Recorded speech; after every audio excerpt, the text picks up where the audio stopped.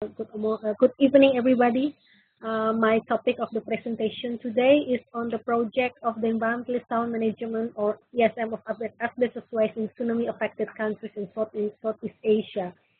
The general objective of the project was to promote the ESM of asbestos waste in countries in Southeast Asia which have been affected by the tsunami disaster.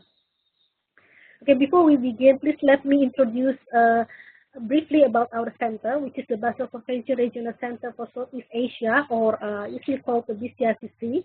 So in 1995, Indonesia is selected to host one of the BCRCCs, and in 2005, the government of Indonesia signed the framework agreement on BCRCC with the Secretariat of the Basel Convention in Geneva. And just last year, the Conference of the Parties, or COP6 of the Stockholm Convention, endorsed our center as one of the Stockholm Convention Regional Center of all the SCRC. For our past and current activities, we have conducted or participated in trainings, workshops, and meetings at national and regional and international level, cooperating with the various stakeholders. And the topic is on the overview and synergy of the Basel, Stockholm, Rotterdam, asbestos, e-waste, illegal trade, prevention of hazardous waste, and currently on POPs, or persistent organic pollutants. You can download reports and presentation materials at the following link. I cannot see the link right now, but it's in the presentation. Okay, so and these are the list of the projects that we have conducted so far.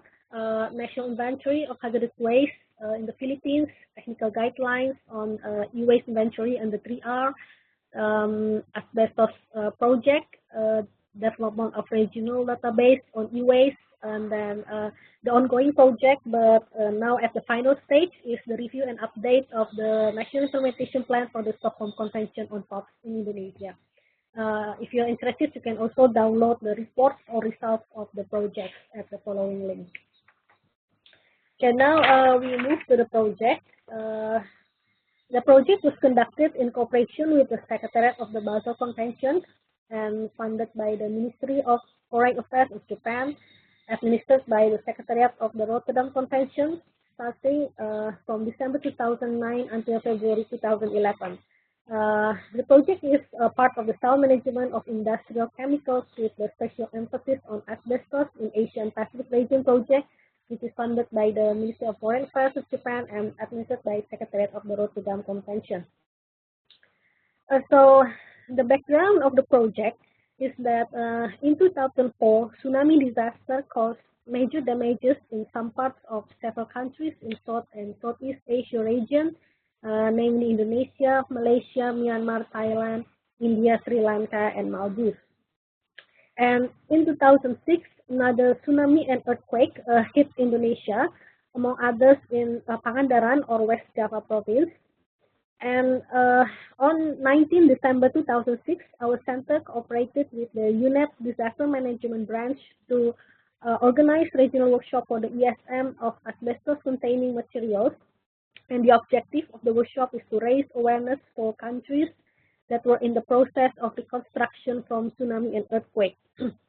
And there were several issues arise during the workshop, such as little or no asbestos waste cleanup programs initiated in disaster areas, general lack of proper asbestos waste handling, and also the widespread use of material containing asbestos in reconstruction.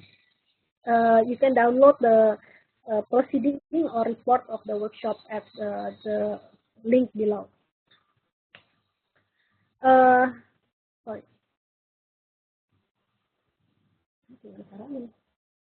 So the project consists of three. Yes. I have information here, but now I cannot see it. But I'm going to read anyway. The project consists of three main activities: the collection of existing information and guidelines for the environmentally sound management of asbestos waste. The pilot project, second is pilot project on the ESM of asbestos waste within Indonesia, and the third is regional training workshop on ESM of asbestos waste. Okay, so for the first project, the first activity, we collect information on asbestos waste management online from internet sources. We also send email requests to focal points of the Basel Convention to get information on available national technical guidelines on asbestos waste management. And we also send email requests to each source of the information to validate information on their website. And the compact information was organized in two parts, the general information on asbestos and asbestos waste management guidelines. And for the asbestos waste management guidelines, information was classified into three categories, guidelines prepared by countries, organizations, agencies, and UN organizations. The information we publish in our website at the following link, and it was also published in the SBC's website at the following link. Okay, so for the second activities of the project is the pilot project within Indonesia, starting from January 2010 until August 2011, in cooperation with the West Java Environmental Management Agency, or EMA, and the National Institute of Technology. The project is located in Pangandaran, Ciamis District, West Java Province, Indonesia, which experienced earthquake and tsunami in 2006 and caused destructions of buildings using asbestos-containing materials. In the left pictures, it shows the map of Indonesia showing the location of West Java Province, and in the right is the map of the West Java showing the location of the Ciamis District. During in the preparation phase of the project, initial communication were conducted with the local government of the Ciamis District, which is the local environmental management agency and the local health agency. These local partners then facilitate in coordinating with the other key stakeholders. Initial discussion was also carried out with the PT-PPLI, or the Waste Management Indonesia. This is an integrated hazardous waste management facility to discuss survey and sampling plan. The West Java Environmental Management Agency also conduct 2 workshops at local and provincial level to discuss project implementation, including awareness raising on impact of asbestos waste on human health. So how? Okay, for the after the preparation phase.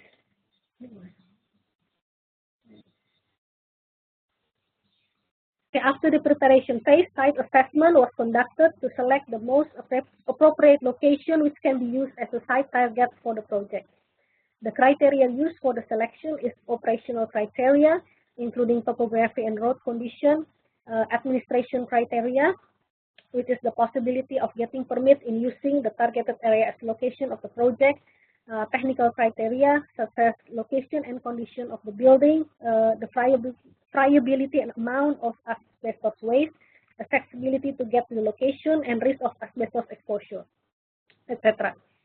And financial criteria, which also considering the budget of the project. The steps for the site assessment is first to conduct initial field survey to find alternative location, and feasibility analysis using the above criteria to find the most suitable targeted area for the pilot project. Okay, sorry, so this is the information. Okay, and this picture shows the map of the initial field observation location, and the survey was carried out in the location that are most affected by tsunami in the villages of the 4 sub-districts, namely Cijulang, Parigi, Pangandaran, and Kalipuncu.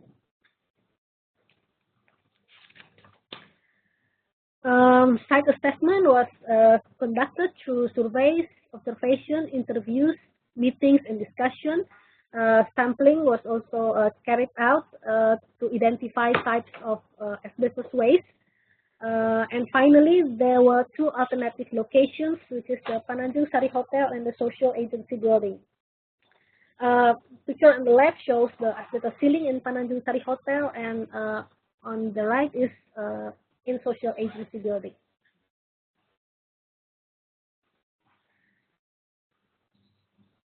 Okay, and these are the criteria to select the project location between the Pananjung Sari Hotel and the social agency building. The asbestos waste quantity in Pananjung Sari Hotel is 100 meters square, and in social agency building 580 meters square. The asbestos waste form is the same, friable ceiling board. In the Pananjung Sari Hotel, the asbestos waste is scattered in buildings and floors and mixed with other waste and dust. And the buildings is one lobby contain a large quantity, and 16 cottages contain 4 meters square each. And all of the buildings are open structured. For social agency building is rather in a gathered location, consists of 4 main buildings with fully structured. And the building structure in the Pananjung Sari Hotel are already fragile, and in social agency building is still quite good. In Pananjung Sari Hotel, it's open area and surrounded by many informal traders. In social agency building, it's rather close with concrete wall. For Pananjung Sari Hotel, it's considered high cost for removal, and for the social agency, there's a budget dedicated for one building of the 4. Okay, so based on the criteria, the selected location is the social agency building. So as mentioned before, the building consists of 4 main buildings, and the selected is the number 4 with the area of 35.75 meters square. Identification of asbestos waste was conducted by visual inspection or survey, sampling, and laboratory analysis. And the method for asbestos removal was selected based on their study, site assessment results, and analysis from the PT-PPLI. The method used the US OSHA 29 CFR and asbestos hazard emergency response procedure standards. And the team personnel at the PT-PPLI have general hazardous waste handling and certified training specified for asbestos handling from the National Asbestos and Environmental Training Institute.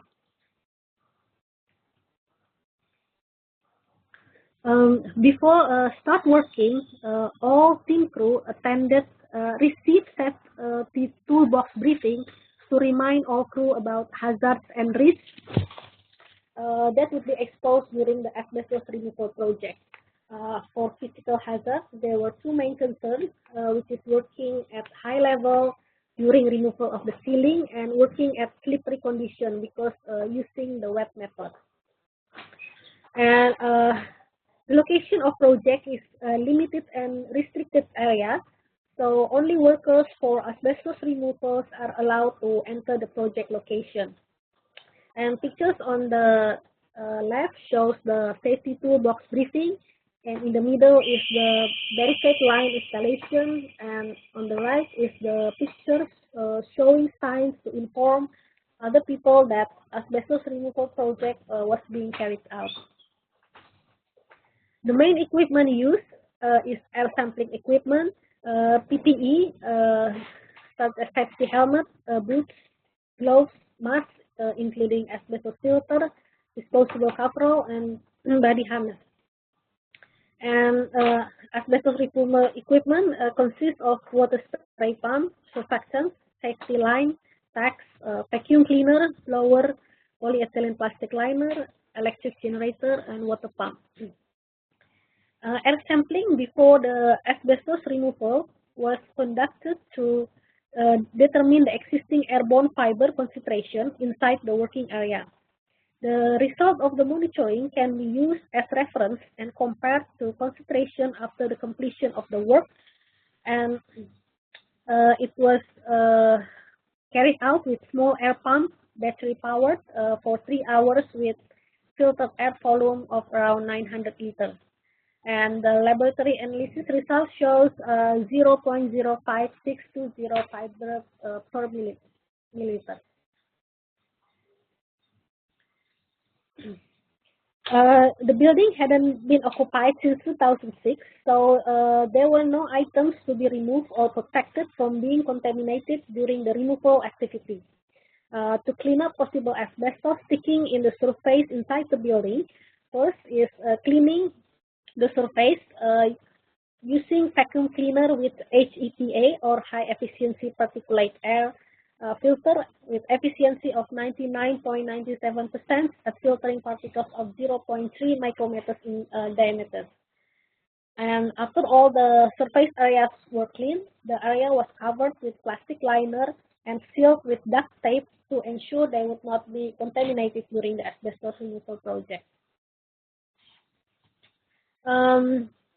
The decontamination unit was installed to provide workers with hygiene facility to decontaminate asbestos exposure before leaving the working area. The decontamination unit is attached to the building door, and all personnel involved should get in and out of the unit. It consists of the clean room, shower room, and equipment or dirty rooms. And at the exit of one room and entry into the next room, airlock is created by overlapping 3 sheets of polyethylene plastic. Okay, to prevent or minimize asbestos dust from being released to outside of the building, exhaust blower was installed to create negative pressure equipped with HEPA filter. And as I already mentioned earlier, workers should use PPE, protective clothing, which can resist asbestos fiber penetration, respirator with particulate filter, laceless rubber boots, rubber gloves, and eye protection.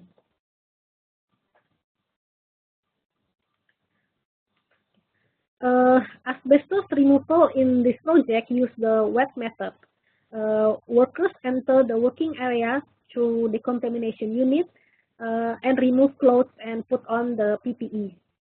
The first step in asbestos removal work was thoroughly wetting the asbestos ceiling with low pressure mist with amended water, which is water mixed with surfactant to improve penetration in asbestos containing material which is being removed.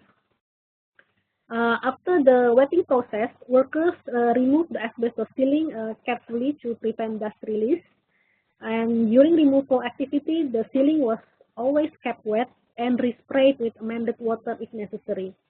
After all the ceilings are removed, all plastic barriers in walls and floors are removed after spraying and handled as asbestos-containing materials, wrapped with at least 2 plastic liners. And then asbestos-containing waste was packed in double-layer plastic, including the plastic barrier, disposable coverall, and gloves. And because of the long distance, the plastic wrap material were further contained in the wooden boxes. As regulated in the Indonesian Regulation Head of Bapeda or Environmental Impact Control Agency on symbols and label of hazardous waste, the packaging of asbestos waste were completed with the hazardous waste labels and symbols as shown in the left picture. And also, according to Indonesian Regulation Head of the Environmental Impact Control Agencies, regarding documents for hazardous waste, before transportation, hazardous waste manifest was prepared for tracking purpose. After the work was completed, final air sampling was performed to check the asbestos fiber in the air, and the laboratory analysis results shows 0.05891 fiber per milliliter. Workers then exit the working area, and first they enter equipment or dirty room. In this room, workers remove all clothing except respirator, places disposable protective clothing in a bag, and stores any other contaminated articles or equipment. And then workers proceed to shower room. In this room, workers washes respirators and soap filters without removing, remove respirator, wash with soap and water, and dispose of contaminated filters in receptacles and put in disposal bag at a dirty room, and then washes body and hair. And then workers proceed to clean room, and in clean room, worker dries off and dress in clean clothes and also dries respirator. Um, decontamination unit and then dismantled together with the other disposable materials and handled and packaged as asbestos containing material. And then the asbestos waste was placed in a transportation vehicle, which is an open lorry truck with cover, and transported to disposal location. The load was weighed 680 kilograms and documentation check. And after physical inspection, waste was loaded and delivered to secure landfill. And then the waste was carefully placed in excavator's buckets and slowly dumped into the landfill category 2. And all the activities were documented and recorded in laboratory information management system. And the secure landfill owned and operated by the PTPPLI complies with the standard requirements for final disposal of hazardous waste as stipulated in the local regulation and US EPA standard. And the result of the project is the audio-visual recording of the demonstration project. During the removal process, the community in surrounding area watched the process via TV to raise awareness of proper way of handling asbestos in the local community. The result also development of comprehensive program on ESM of asbestos waste in the pilot project by the West Java Environmental Management Agency to provide a framework for asbestos and asbestos waste management in the pilot project area. So the program is also expected to be used as reference for other areas or countries on ESM of asbestos waste in tsunami affected areas. And from the project, it was also found out that most people in the community lack knowledge and awareness on asbestos, its waste and health impacts. Okay, and the third activity of the project is regional training workshop on ESM of asbestos waste, organized by the SBC and our center, hosted by the MOE of Indonesia, with the general objective to raise awareness and also provide technical and practical knowledge on ESM of asbestos waste, especially in the collection, transportation, and disposal practices, including the health and safety aspects. There were 37 participants attending from Indonesia, Malaysia, Maldives, Sri Lanka, and Thailand, SBC, UNEP Disaster Management Branch, ILO, WHO, also BCIT China, and from other relevant stakeholders.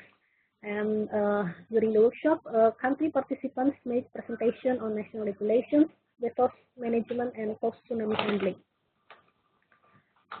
During the workshop, there were 2 working groups to discuss the demo technical operation and possibility for replication. And then each country discussed the essential elements to develop a draft comprehensive program on the ESM of asbestos waste resulting from tsunami and similar sources in each country.